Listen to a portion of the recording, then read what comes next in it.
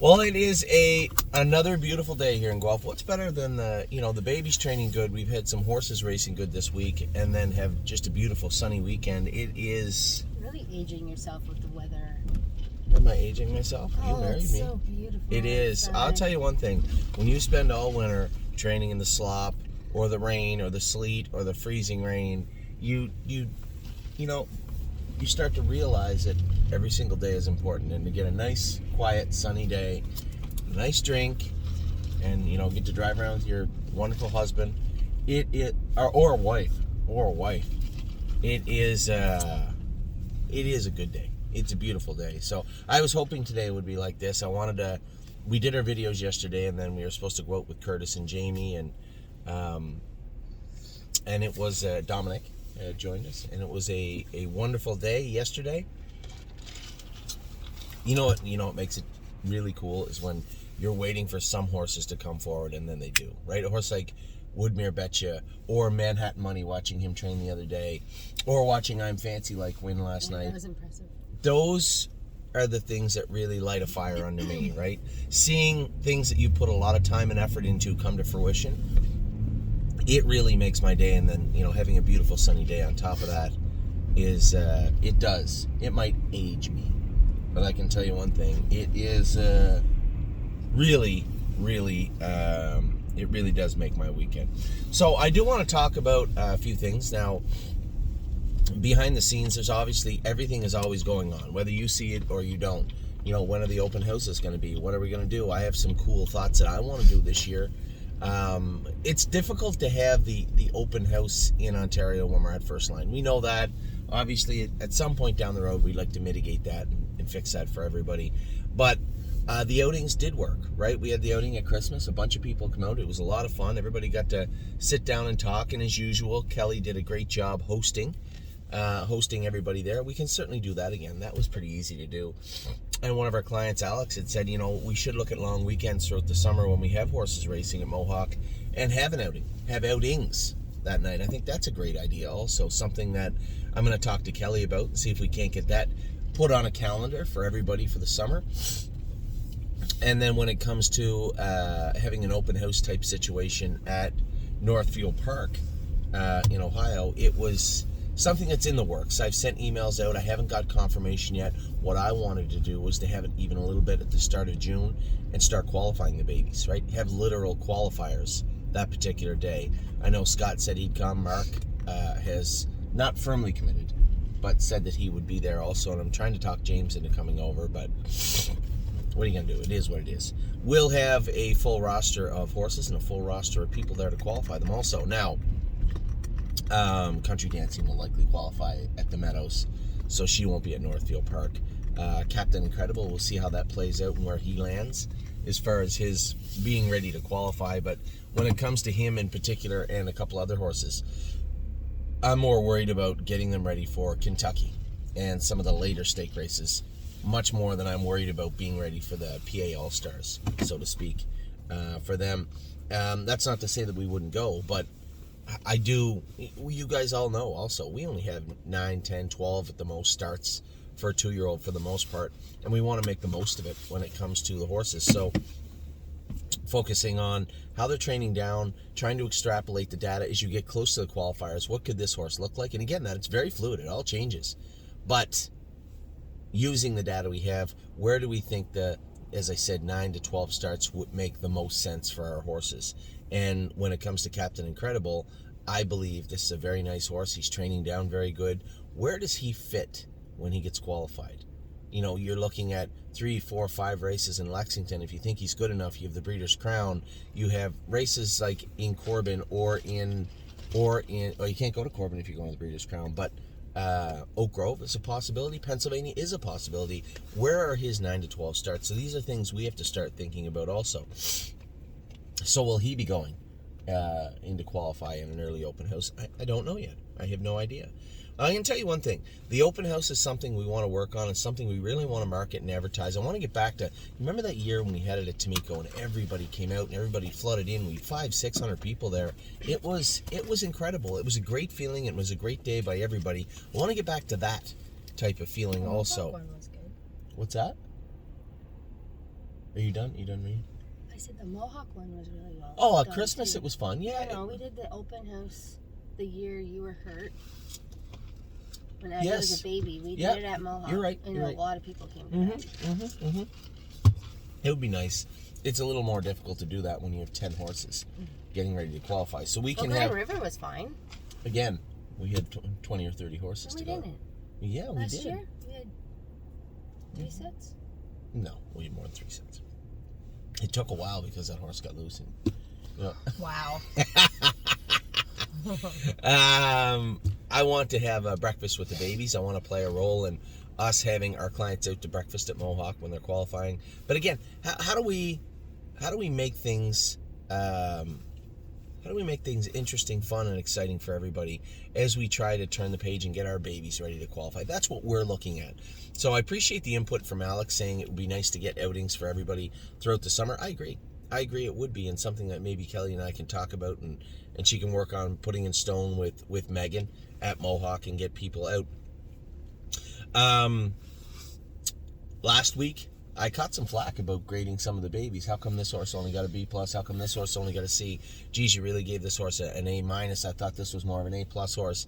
And I want to be blunt with everybody. I had a gentleman call me, and he said he was going to buy into a horse, but he saw that you gave Dancing in My Socks, you gave him a C. And I said, well, because that's what I think he is right now. I think he's got a lot of work to do, his attitude, his work ethic. Go ahead. It's one of those things where it's like, we're not going to lie about I'm not how lying. good the horses Absolutely are. not. And I feel like it's away from, like, you know, the old school way where everyone would call, yeah, your horse is training down well. Well, 100%, Well, and that's the thing. it's- Well is very subjective, right? When you somebody very like Dominic would never say, "Oh, the horse is training terrible." That's up to me to find out from Dominic, because he would never say, "Nah, I don't like how this horse Yeah. is training." Dominic is the glass is half full type guy, and I love that about him. He always would, like we were talking about Paycheck Princess. She's a nice filly. She exhibits a lot of talent. Everybody knows that. We all know the scouting report. How is she training? And when push came to shove, when we got her in a race, we give everybody the opportunity. And I'd said this to everybody. Paycheck Princess, attitude-wise, ability, talent, speed, wasn't that different from, say, an I'm Fancy Like. But when you bring them back at 3, right? I'm Fancy Like comes first over and dummies him last night in 56. Ronnie did a great job driving the horse. I saw him come at the quarter pole. I'm like, oh my God. No. I'm not a real big fan of this one. And he just rolled her up alongside, and she just ground the horse in.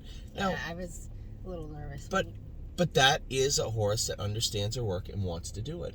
And it's a very thin line between horses that maybe don't, right? And the maybe don't horses can be changed. Somebody asked me, Anthony, why is Paycheck Princess in a claimer this week? Okay, you can put that away now. I'm discussing important things. Oh, yeah, I'm curious. What would they be? Nothing. Paycheck Princess was in the condition claimer because that's where she belongs. She raced like a condition claimer last week, and that's where we're going to race her. And that's the same for everybody. And quite frankly, there was a price on I'm Fancy Like last night too. Yeah. This is an interesting part of the year where I believe we can put a real good foundation. I'm Fancy Like would have had to race in the Nomores of 4 had she not raced in that class last night, right? But because we could price her and put a price on her, I think it was 30,000 or something, we were able to race her in a class below. And I love that. I love being able to put them in where they're supposed to win and they get a chance to win, and then hopefully they go out and win. Thoroughly impressed with I'm Fancy Like last night.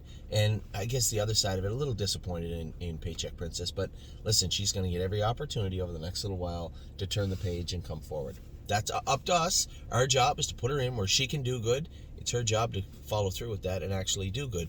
I had a message from somebody saying, Anthony, I see you're not in Kentucky Monday, but you are on Tuesday. Is there a chance you're going to make your way down there? Not really. When it comes to Paycheck, there's no need for me to really be there. What am I going to offer? I would like to see her race from off the pace, be controllable, attack the leader, and win the race. Much like I'm Fancy Like did last night, in any way, from the inside or the outside, or on the front, or from behind. But I don't think there's anything I can bring to the table for I'm Fancy Like that somebody else can. Atlee Bender's driving her. Atlee Bender's been doing great things for Miller and everybody else in Indiana and Kentucky. The guy's done a great job. I had somebody say to me the other day, I don't know a lot of the guys in Kentucky. It's still a good driving colony. Good horsemen and good people, and there's no cakewalks anywhere, for sure. So, like to work on the open houses over the next couple of weeks. And as far as the grading goes, listen, I'm going to be blunt. You guys know that. There's no point in pulling any punches. I'm going to give you the straight goods. Everybody, for the most part, there's horses on there. And I think I told everybody, for the horses that have shares still available, look at Manhattan Money. Look at Never Lose Felix. I told you guys he had talent. He was going to win the other day. Well, he still did. But if Jason didn't hit him a wallop at the wire, hit him a swat at the wire, he didn't really need to do that. And I think Jason just got caught up in the moment. He wanted to beat everybody with Never Lose Felix. And he was still going to anyway. All he had to do was sit on him. And he hit him a swat and he made a break. I've been there. I've done that. It's happened a million times. And quite frankly, Never Lose Felix is going to have to, he knows where the wire is. They've been training. But he has to push through the wire into the turn also. So not the end of the world, a learning experience for Jason and for Never Lose Felix, but he looks like he's coming on. As I said, the international monies are weird, right? So many times we've seen that happen where some of them have shown up from the start, like Carter or Spitfire, good horses. But horses, and I always bring them up, Austral Hanover was a horrible little animal right until he went to the gate at the qualifier. So you're starting to see those sparks start to come up now, and the horses start to polish up. Thoroughly impressed with Manhattan Money the other day, and quite frankly, mildly impressed with Never Lose Felix also. And as I said, those are the things that make my day, my week, my month, is when you start to see the horses that have been tailing, right? They've been at the back of the pack, and then you see them start to climb the ladder and get better and better and better. It really does. It really makes me feel good because all the hard work that everybody's putting into these horses, you can still see them. You can now see them, see it coming to fruition. So that's the babies. Many of the sophomores were very, very hopeful. We'll talk about them in a minute. Horses that I'm keeping an eye at as our 2024 season continues on, that timeline continues on. I started and I said I'd like to talk about a few horses. There's quite a list of horses here, and I know I haven't listed any rookies, because everybody knows how we feel about the rookies, right? We did our top 10 list. We talk about them all the time. We've graded them. They know, as of April the 7th, 2024, what our expectations are, right? What our hopes are. Really happy to see Texong Soprano, Spitfire Overseas, Renegade Gypsy in Indiana doing well. But a horse that's about to make a huge splash, I think, not just here, but in North America this summer, is Tactical Mounds, right? Her qualifier was absolutely fantastic last week. Megan's had her for a few days now. I think the plan is to race her at Yonkers, maybe in a prep race for the Meadowlands. Unless I misunderstood what they were saying, they were asking everybody, and pay very close attention. I need everybody out there to understand we have horses that are going to start racing everywhere, right? Ohio, Pennsylvania, Kentucky, New York, New Jersey, Indiana. I need everybody, Ontario. I need everybody to understand that. Just take a minute to know where you're licensed, where you're not licensed, and maybe if you're not sure, just send a note out to myself or Kelly or Linda or Wendy and just say, hey, my horse is going to be racing. Where are my horses going to be racing coming up if you're not sure? And how do I get licensed in those states? The last thing we want to do is have to start moving everything around and rushing to get people licensed. You guys know that summer is coming now. The babies are going to start up. The 3-year-olds are starting to race right now. And I would appreciate it if everybody was a little proactive in getting licensed. So, what is coming up this week? We have Tactical Mounds is probably going to race somewhere in the very near future. Texong Soprano continues to race well. I believe Scotty and Megan are going to give him a week off. I'm going to look through quick for some of the age sources. Renegade Gypsy, a 5th last night, but very close in the open and raced well. Spitfire Overseas, as I said, continues to race well. Made that break last week. 2 weeks ago, gave him a week off. Now he's still relegated to the outside in the open in Miami Valley, but racing very, very well. I can see you. Oh, I see you. What? Brace for Landing was good. What about, who are you going to cheer for? Stop. Who are you going to cheer for on Tuesday? Brace for Landing is in with 3 Point Blue Chip. I was down to drive 3 Point Blue Chip, and it dawned on me as I was talking to Amy yesterday, I'd never driven 3 Point Blue Chip in a pari-mutuel event, I don't believe. So I was down to drive both of them. I went with Brace for Tuesday, and Amy's torn. Who are you going to? You don't know who you're going to cheer for? I don't want to say. I know who I'm cheering for, but oh, really? It's not for reasons I want to say out loud. Oh, I see. So Brace for Landing and 3 Point Blue Chip are going to hook on in Kentucky, Kings County. showed some signs of the old Kings County the other day. I have every intention of going right downtown with him on Tuesday. Here's a horse that took a mark of 51 and wreaked havoc on Southern Ohio 2 years ago. Last year we were trying to breed him, right, to all the mares. Never got one mare in foal, and he needed a break anyway. So his schedule was scattered. He'd come back, and he just didn't have that same zap to him. And we spent the latter part of the fall into the winter working on some issues that were bothering him. His back was really tight and sore. He had a spur that we had taken out of a carpal canal in his right front, I think. Just minor things, but they were causing him some irritation, and it was pretty obvious on the track. Now, slowly but surely, we got him inching forward. He'd made some breaks in Southern Ohio, and then we had taken him down to Kentucky, made some shoeing changes, worked on his back a little bit harder, and I think the surface itself he rather likes. So, locked in last week and closing at the wire. Not really his forte. He's not known for his sprinting on the end of it. He's more of that locomotive, freight train, full speed ahead and away you go type horse. And that's the way I plan on driving him this week. So I think he's as good as any horse in there. The Tricks horse, drew the 8-hole this week. Verlin's mare drew the rail. And some good horses in between. Is the 8-hole a trailer? No, 9-hole. No, 9 is a trailer, I think, at Oak Grove. 8 definitely isn't. So he's on the far outside of the gate, the Tricks horse. He's probably leaving. No, he wouldn't be. I doubt he won first over last week. There'd be no need to be leaving with him this week, this early in the season, I don't think. But I don't know how they like to race that horse. I don't know him that well. But I can tell you, I'm leaving. Yeah, I'm he gonna told be everybody, so probably not. And listen, if you pick up the program, you say, I don't think Anthony McDonald's going to leave with this horse, and you're not really paying attention. So I don't think it's going to be a huge news flash to anybody that if Kings County is feeling good, warms up good, and comes up to the gate good. You're probably going to see him coming out of there pretty good this week also. So we have Brace, we have Kings County in Kentucky. Lonely Lakewood is on his way down there with Green Tea. I'm going to qualify Lonely Lakewood. I'm going to qualify Lover's Play, get them off the list on Tuesday morning. And then Tuesday afternoon, we have all the rest of them in to go, I believe. Everybody's in. Right, we have the qualifier from Lonely Lakewood. We have the qualifier from Lover's Play. Green Tea is in. Militant is in. Paycheck Princess is in on Monday. Mm-hmm. Kings County and Brace for Landing. Well, the 7 of them down there for the time being, and that's our boat. I hope they find some help. I'm sure 2 of them can do 7 horses. Right before the races start? Oh, you mean on Tuesday? Yeah, Kathy and Eric always find people to help down there. It's always it's a pretty cool community, a very diverse community. If you've ever seen the southern part of Ohio, a lot of people from different places are there, and it's cool to interact because these are people I never see, but I go down there, and because a lot of people watch these videos, people are like, hey, Mac, how you doing? Hey, and they'll talk to me about our horses and about videos that they were watching. It's so cool to see so many people that watch these videos that aren't yet members of the stable, but maybe are thinking about becoming it. It's really, really cool to interact with people that way.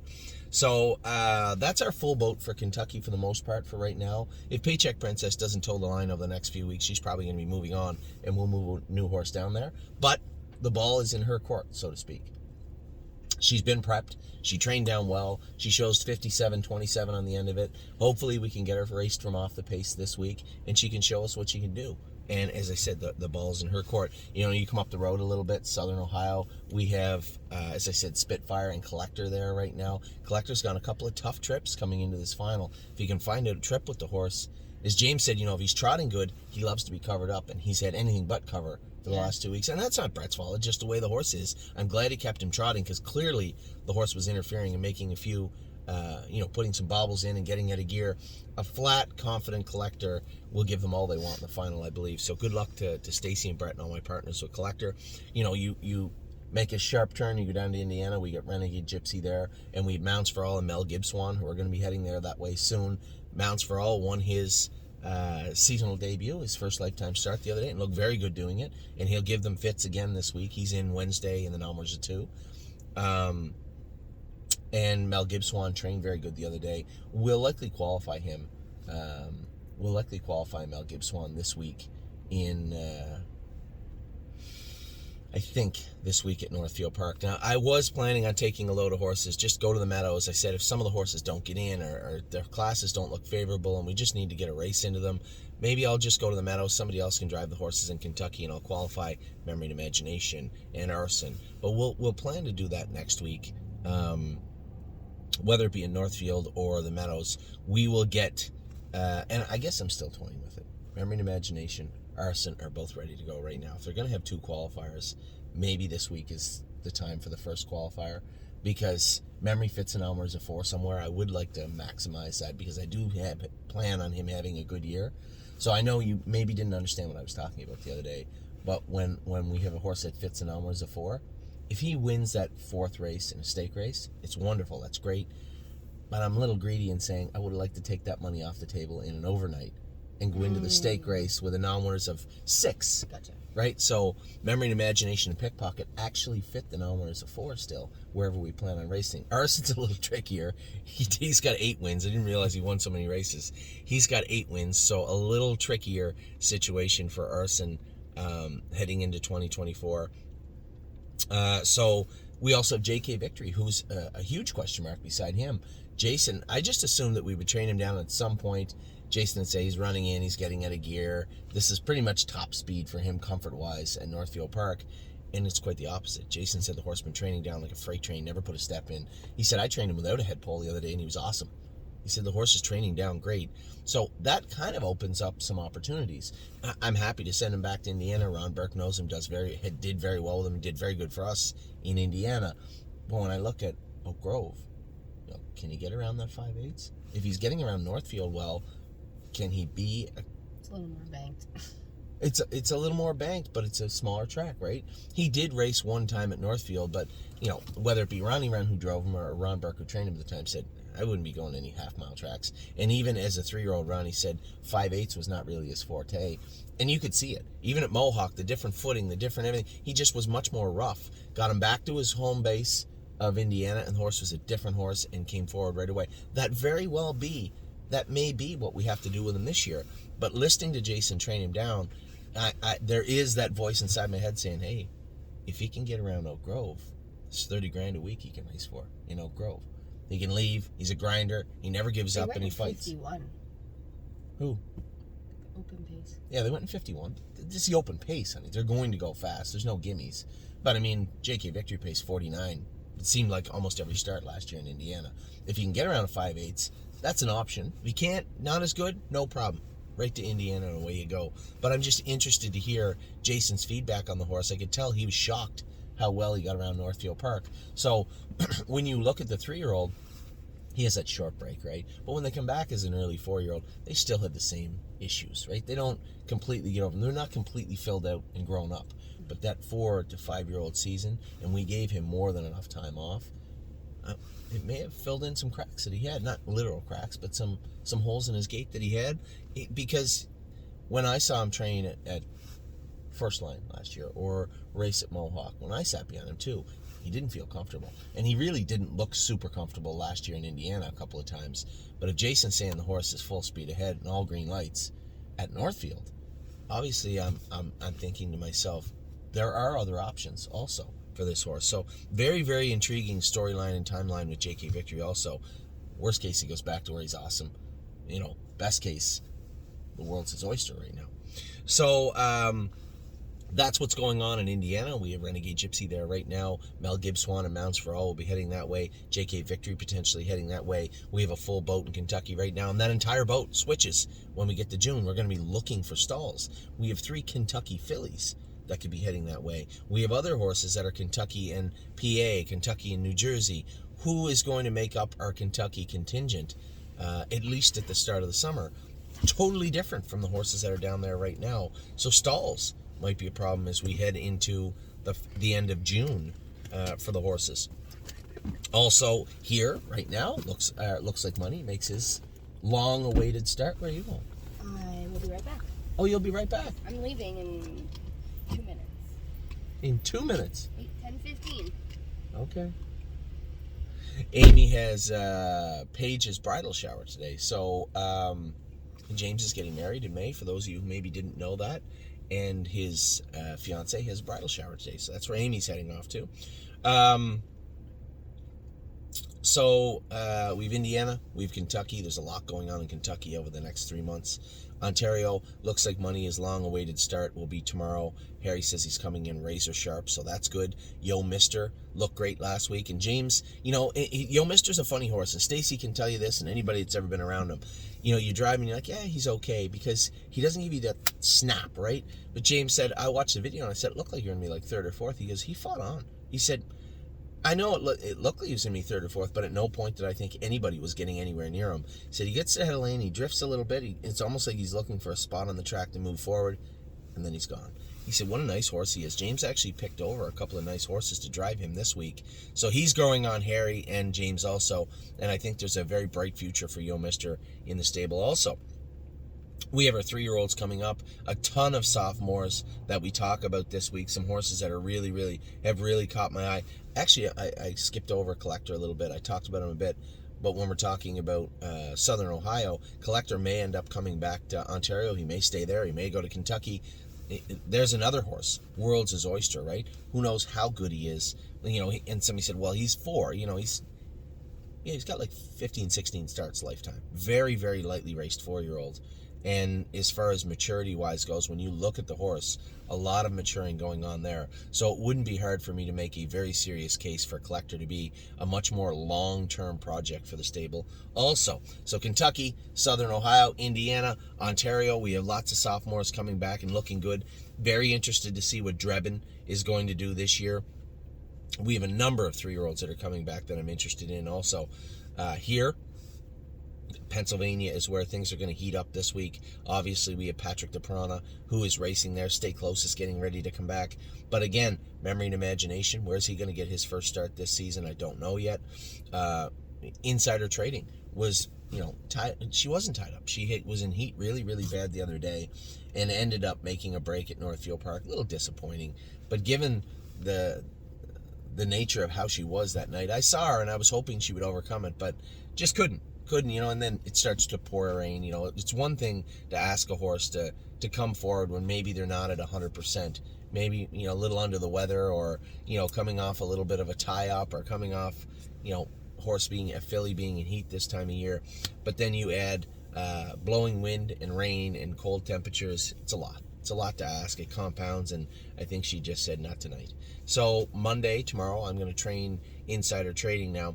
Is she going to wear hobbles on Thursday? I can answer that tomorrow around 8:45 in the morning, but I can't answer it right yet. I want to make sure that she starts off her year well, and that we have a filly coming forward. The filly that we know we have is coming forward in a big way. So that's the plan with Insider Trading. Who else do we have? Flash Fly got a little bit injured last week. There was a bit of an incident. She had kicked and got loose on the rider that was jogging her, and put some scrapes on her, but she'll be fine. She had the latter part of the week off. She's going to miss 2 weeks now. I wanted to have her ready for this week. She was supposed to qualify the other day and race in the Meadows next week. That's not going to happen now. So we'll have to requalify, or we'll have to qualify her. I would say you're not going to see her qualify this week, and it might be next week. She's just got some road rash, but she'll be fine. There was nothing serious done in that regard. As I said, memory and imagination, pickpocket, ready for landing. I trained him and Vaquero Blue Chip very strong here at First Line yesterday. So Dominic has some horses coming up. A lot of questions being asked about ready for landing. When's he going to be ready? What's he going to do? Guys, it's simple as this. Ready for Landing's going to tell us what he wants to do. We have him staked. We have him staked what I thought was aggressive but appropriate staking, given his stature, given his speed, given his breeding. But all that has to come to fruition, right? He has to come forward. The horse that I trained yesterday was very good. So Ready for Landing, you're likely going to see him qualify this week, or at least at the very minimum school. That will be up to Dominic and James. So if I look quickly, and I think it's worth noting also, we're talking about sophomores. We'll get to all of them, at least the top crew that I've been looking at. Time is on my side. Very, very interesting looking horse here. Much different. Last year we were in mitigate mode. What's our exit strategy? How do we maximize the ability to earn some money or win some races with? Time is on my side. It looks like he's a nice horse, but certainly not what we paid for. What are we going to do next? Then we get to 2024. We turn the page. He's now a different horse. We gelded him. We gave him time to grow up and fill out and mature. Starts 2024 with a bang. 3 wins, last win, wrapped up 54-27 on the end of it. That looks like the horse that we purchased. Now, I told Tim, there's no need to look for any starts coming into this series. I'll take care of him his first start. Just have him ready to go. So time is on my side. He'll be racing this week also. And Sunset Acres Girl. A lot of people asking what's going on with her now. She's not one of our top 3-year-olds, but she is in Michigan. So she's going to be ready to go in June. She's just jogging. She'll start light training this week, I would imagine. There is certainly no rush with Sunset Acres Girl. And a lot of people saying, we're going to get any starts in before the stakes. We might get one if it makes sense. But Sunset Acres Girl, we want to make sure she's ready for Michigan. If something happens before then, she gets a race at Northfield or anywhere else, so be it. But Michigan is our target with her this year. So our top 3-year-olds that to me, look very interesting. Arson is a horse that I think is going to start his year fast, but I don't know how fast. I don't know what Arson will be able to do. Is he going to be a 49-50 pacer, or is he just going to be another very, very solid competitor this year? I don't know. These horses are all going to have to come forward on their own. I can tell you he's training very, very good right now. Drebin, an interesting prospect there. There's a Walner colt, qualified in 58. You got to pitch his last line. Anybody that watched that race or looked at that weather, it was a disgustingly horrible night. And he made that break in the backfield, getting jammed up in behind people. Again, I'm not worried about Drebin in the least. I am interested to see what he's going to do moving forward, though. Insider trading, a lot of question marks there. He had that not awful, but very lackluster race in her first start, but her qualifier was great. Training down, she's been great. Very interested to see what she's going to look like. Irresistible Sun, we don't talk about him, or Gypsy, or even Prince Charmer. All of them looked okay. Gypsy let me down a bit, and he was castrated on Saturday, so he's going to miss 2 weeks. But Irresistible Sun looked fantastic, and Prince Charmer looked rather good too, considering what he was last year. He was a very run-of-the-mill, ordinary animal last year, and he's looked very, very good this year. Mel Gibswan trained good the other day. He did stall a little bit when we got to that 2-2 mark. We already know he can trot 56, 57. He's just not going to slow down, and his attitude isn't bad, so he will come forward. He just need a little more work. So we'll likely qualify him this week. One of my most anticipated horses of the year that I'll be very upfront with everybody, Memory and Imagination. I love Pickpocket. I think he's a good horse. He's a horse we paid into the handbow. Memory and Imagination has wowed me the last month, and I cannot wait to see him qualify and start racing. Mounds for All. A lot of questions there. This is Tactical Mounds, his younger brother.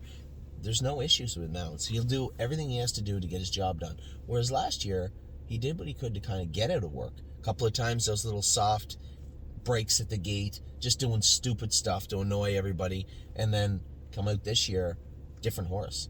All business in his first qualifier, all business in his first race. And he's in a little tougher than Almerza too, but I think there's a lot to offer there, and I think he's going to be a nice horse. Pickpocket. Jason said he trained him Saturday. I'm going to put him in the race bike, probably go a mile in 2 minutes with him on Wednesday. We'll see how he feels. But I thought his training trip before we got that entrapment fixed was fantastic. How you making out there? You're on track? Ready for landing, as I said.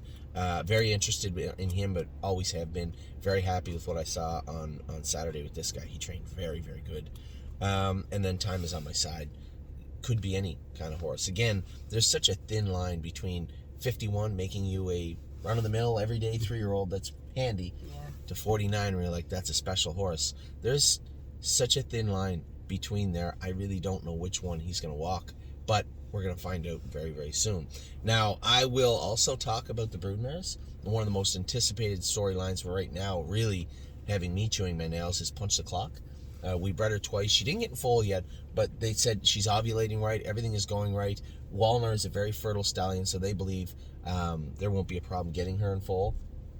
They said they were going to check to make sure she didn't have like an infection in her uterus or something, which would stop her from being able to get in foal.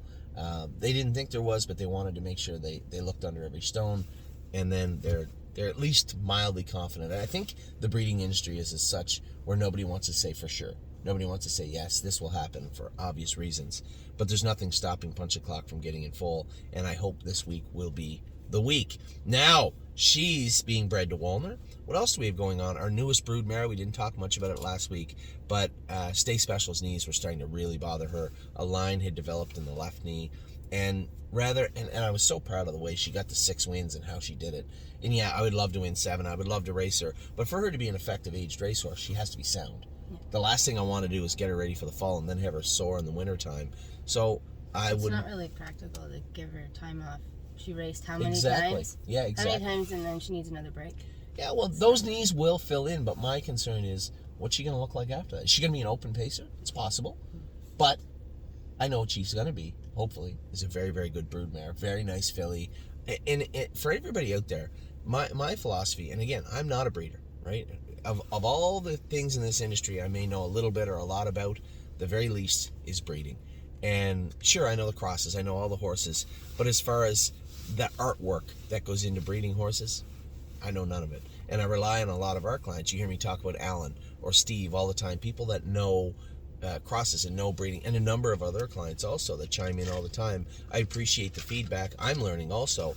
But I can tell you this, from a trainer standpoint, I want to breed horses that are tough, that are fast, that have good breeding behind them, but wanted to be more, wanted to be that horse that you wanted them to be, and even more.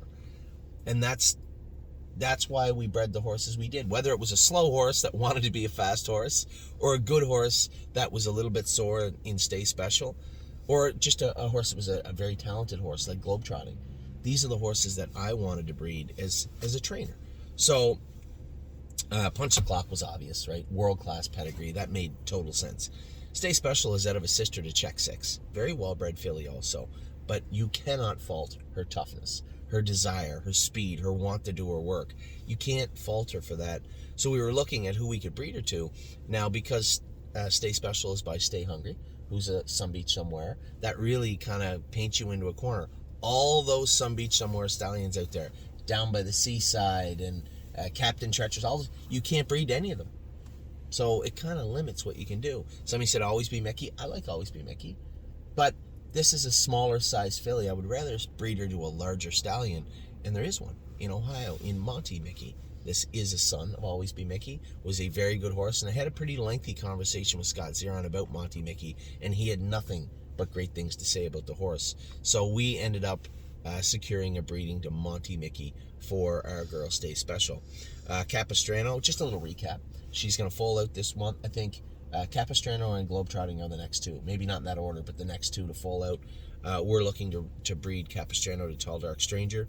Eyes of 10, your filly that I joke about all the time, but she's going to have a green shoe. And, last year we were very worried also about the green shoes, right? They didn't turn out as well as everybody wanted. But when I took a stock of our internal stable, our green shoes, they're all good horses. Pull the Shoes already won. I think very highly of her. Insider Trading may have had a bit of a bum trip the other night, but she was in heat horribly and had trained down great.